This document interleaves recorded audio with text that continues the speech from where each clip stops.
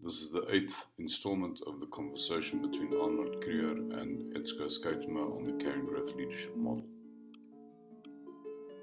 I'm going to lead you somewhat with this question.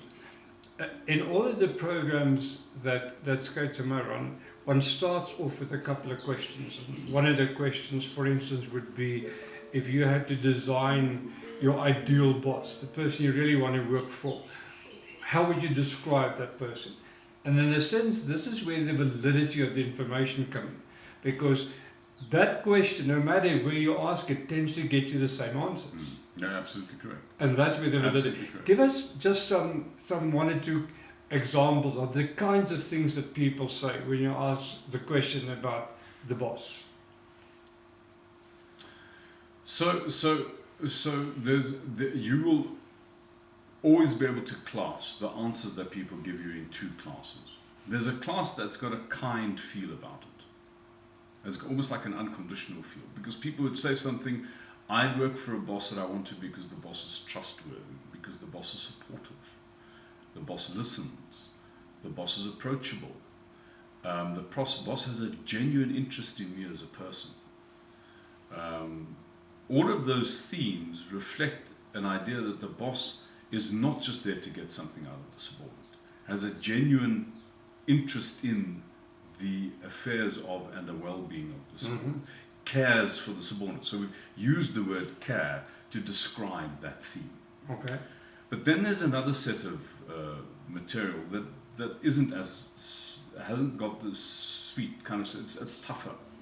So people would say things, I also want to work for a boss because I want to if the boss is honest.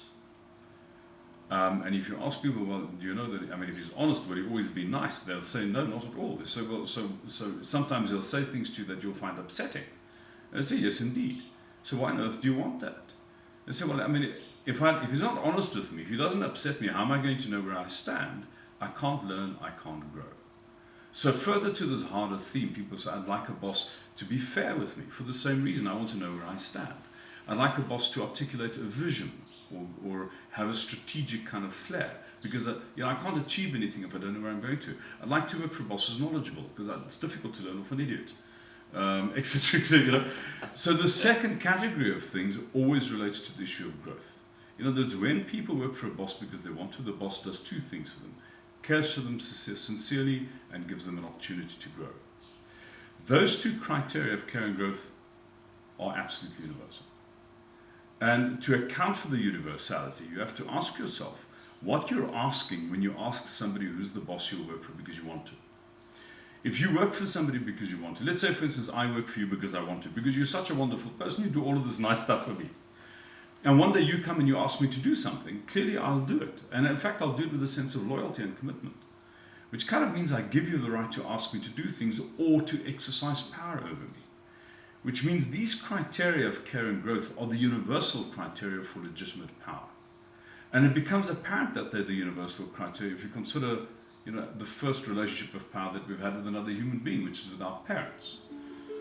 If parenting is the first relationship of power, this idea has to be significant, because we have an intuitive idea that there's a connection between the idea of first and the idea of principle. I mean, if you want to understand the principle of a matter, look at the first manifestation of the matter. And the first manifestation of power is parenting. In this relationship, there are two people. There's a big one, there's a parent, and there's a little one. And the job of the big one for the little one is very specific. They've got to feed them so that the little one can grow. In other words, the job of the big one for the little one in any relationship of power is care and growth. And what that fundamentally means is that the lead is there for the subordinate, not the other way around.